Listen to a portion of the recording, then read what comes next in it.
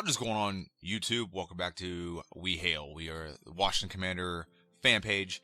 We are going to be going over an article today from another YouTuber. Not like rip on him or anything, just kind of go over this trade down. It was just easier to pull him up. Also give a little bit of shout out to this channel. I like this channel. I watch it every now and then just to get some updates on stuff. I don't always like their opinions, but I do like the channel. It does report on Washington stuff. Same with Street Scores. Those are the two main ones I watch. So, Commander's Rumor. The channel is called Commander's Report by Chat Sports. Okay? Recommend you check them out. I don't always agree with them, like I said, but they do have some pretty cool scenarios they go over and some news they report. I'm trying to get it lined up. That's the best I can get. So, there's a trade down. There's a scenario that was written up by, I guess, someone in a newspaper or a magazine or something about a trade down scenario that included a trade up. It's like what they're going to do in the first round. So, I'll go over both parts. The first part is the trade back. Commanders receive first round pick number 12. And they receive a 2025 and 2026 first round pick. Pretty nice. And 2025 second round pick. And the Broncos receive our first round pick this year. I don't hate this trade back scenario. I think it trades back a little further than I'd like to go because I want to get an offensive lineman. But I'm pretty sure at 12 we can still get a starting caliber left tackle that at that point, or maybe even a better receiver. And with those extra picks, I mean, we're set for the next couple of years with 2 first-round picks the next 2 years and then 2 second-round picks next year. So it does set us up pretty good. I would rather just trade back with the Patriots, get some assets, and then trade back again and get some assets. So that's what I would do personally. But I don't hate this trade scenario. It definitely kind of reinforces what I think. Now, my problem is there's nothing this year we're getting other than just swapping picks. And I don't think that's a smart idea. I think if we're going to trade back, we need stuff now so that we can build now. That's my opinion. But if the Adam Peters and Josh Harris are playing the long game, this would be a great trade back scenario. We trade back to 12. We're not going to get the quarterback of the future. Obviously, we go back to 12 if that's what they're wanting. I think we have a quarterback of the future, so that's just me. But if we go back to 12, that might be the long play. And we have the extra picks in case in the future we have to move up and get a quarterback. Maybe that's the mentality. And so at 12, we get, a really good offensive tackle. And then in the second round, we address offensive tackle and defensive end. And so that's not a horrible option. So that part of the trade back, I don't hate. It's not my ideal trade back scenario, but it is a great trade back scenario nonetheless. Because this year, we swap picks. And next year, we have 2 more picks in the top, first 2 rounds. And then in the following year, we have another pick in the first round. So that's not a horrible option. So here's the other option part of it that I don't like. Is apparently after we trade back, we will trade down. We will trade back up. And so I can get the quarterback to come up here. Come on, show the quarterback. There we go. And we trade back up for this guy, J.J. McCarthy.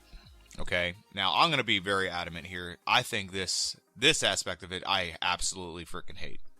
We're at number 2. If you're going to take a quarterback, take Drake Maine or what's his name? Jaden Daniels. Take one of those 2. Don't trade down just to trade back up for a lesser quarterback of both those players. This guy is not that good. He was okay on a team that was stacked. Okay? He wasn't great on a team that was stacked. Okay, he was okay. All right? There's a big difference. Okay, there's a reason why Mac Jones went top first, went in the first round when he came out. Okay, I'm not saying Mac Jones is great. But what I'm saying is Mac Jones, with great talent around him, had one of the most productive, best seasons ever. Okay, one of the most efficient seasons ever.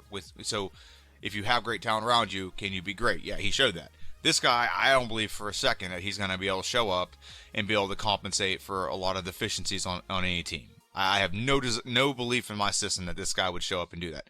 Would he be a decent, maybe late second, early third round pick? Absolutely. Probably a good developmental quarterback, but in my personal opinion, I think he's just a career backup. I don't think he's not worth trading more draft capital to move up a couple spots to draft him. Okay, if you're gonna do that, just draft Drake Maine and let's just go with Drake Maine or Jaden Daniels even. Let's go with him.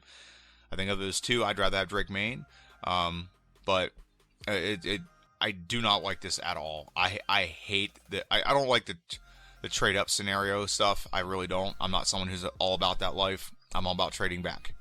Okay, trade back, get assets. I would rather get some more stuff this year, not next year. That doesn't benefit us at all. getting stuff next year, unless we're playing the long game and we're waiting to see what Sam Howell does. But that doesn't make sense either. Sam Howell's on a rookie contract. It's got 2 years left. You should build the rest of it up now. That way, in 2 years from now, if you don't like him, then you can, go get a quarterback, but you have the rest of the team around him that are still on rookie deals because you've drafted a bunch of key pieces to our team. That's what I personally believe. I don't believe having 2 quarterbacks on rookie scale at this moment is a smart idea, unless one of them's like a later round pick that's just like developmental and a backup, whatever. You don't need a veteran now. So last year, Jacoby Brissett made complete sense because you had a first-time offensive coordinator, and I don't care what anyone says. He is a first-time offensive coordinator. Eric Bieniemy was. Before that, it was all about Andy Reid. Okay, that team. Usually, when you lose, look at the Eagles when they lost their offensive defensive coordinator. Team fell apart. Absolutely fell apart. Okay, look at the Chiefs lose their offensive coordinator and they go back to the Super Bowl without an issue. Obviously, Eric Bieniemy was not the factor that got him there. He wasn't a huge. Losing him wasn't a huge fall off. Maybe for like half a season, the receivers weren't on the same page because he's very good at coaching receivers, but he wasn't a big factor in that. Okay, there was a reason why we brought in Jacoby Brissett.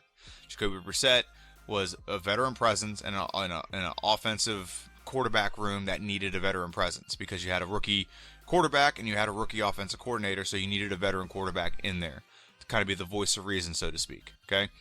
You don't need that this year. We have so many good coaches that we've hired. We have Cliff Kingsbury. He's going to come in and be the voice, he's going to speak quarterback very well. He has a habit of developing good quarterbacks. You don't need a veteran. You can go get a guy in the 7th round and have him develop behind Sam Howell while Sam Howell improves over from last year to this year. Okay, so that's not necessity. It's not required to do that. Last year it was required because Jacoby Brissett, you needed a veteran presence. Because you have 2 rookies in the room and one of them's a coach. Okay, this year, not the case. You don't need that veteran presence. What you need is a quarterback you can develop, and you got a lot more guys in the room that are good at developing quarterbacks rather than a guy flying by the seat of his pants and trying to figure it out as he's doing it. Okay, and that's not a knock on Bieniemy, but he's never been the offensive coordinator without a really great offensive coach telling him what to say or do. Okay. And the first time he's put in a situation, he didn't adapt, he didn't adjust, not the way he should have, at least, in my humble opinion. So keep all that in mind. That's why I think getting a quarterback later rounds is ideal, and not getting one early rounds. And you don't need to bring in a veteran because you have a lot of good minds in the room that know how to coach quarterbacks. So that's not much I wanted to talk about. I did want to talk about one other thing really fast, and I will actually use the same YouTube channel to do this. And I'm going to make sure... Oh, it's good. My cats are having fun. And they do this all the time. It's nothing new. Okay, so I'm going to mute that real quick. I'm going to skip ahead. So basically, he has... there's rumors that that Washington wants to change the name again. Okay. First off, I will make my opinion known. I want the name change. I absolutely would love to have the name changed to something way better, way more efficient. By the way, if you're seeing stuff in the background that's like nerdy, this is my man cave. I have a lot of nerdy stuff here. This blanket right behind me here, Mario.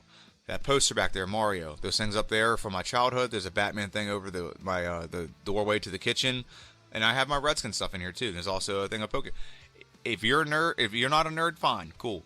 But I like being a nerd. If you look on this this page right here, you can't see it, but at the top, you should be able to see it. It's the Mandalorian helmet. So I'm a huge nerd. So if you see those things and you want to ask questions about them, go ahead. But don't at me about it. I'm a huge nerd, but I love football. I mean, I could show you all the other stuff in my room. There's a whole bunch of stuff around here. There's Star Wars. There's Harry Potter.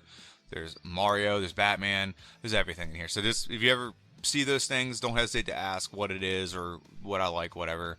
But there's a ton of it. You can't see them on there because the camera's not that great, but there's Ninja Turtles up there on that shelf, so on and so forth. But let's get back to this. So I think the Commanders was the cheapest name possible for Dan Snyder to pick. And I think that's why we picked it. I don't think we picked it because it was a fan favorite. It definitely wasn't.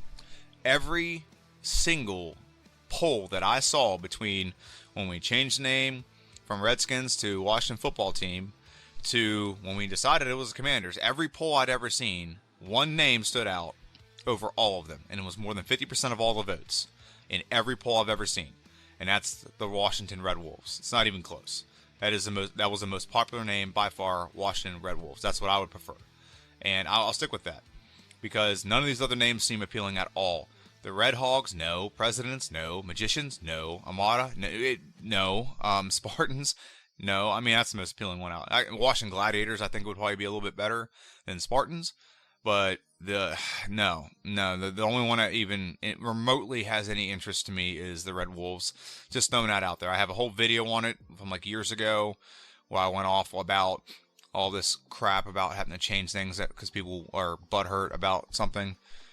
It is what it is. I'm not going to I do not think we'll go back to Redskins. By the way, I think as much as I would love it to go back to the Redskins and just stay that way for the end of time, I think the toothpaste is out of the tube and you can't put it back in. Once you change something like that, you can't just go back to it.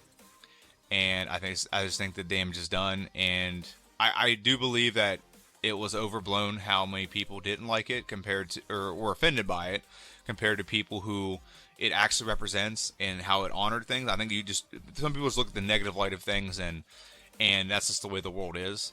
I think a lot of people just look at the bad parts of things instead of all the good stuff that happens in life. But I don't think it's going to go back to the Redskins. It's not. It's not going to go back to any Native American imagery. I think you can probably be sneaky with some of it in some subtle ways. But I don't think you're going to go back to Native American imagery. I think they've completely got away with it. I think Dan Snyder really canned that one because there's some couple names that he could have done. I personally like the Warhawks. Whenever we initially talk about it, I hate the name Warriors. Everyone says Warriors, but okay, anytime someone says, "Oh, I'm going to watch the Warriors play," everyone thinks of Golden State. They're not going to think of the Washington Warriors. Okay, you need something unique.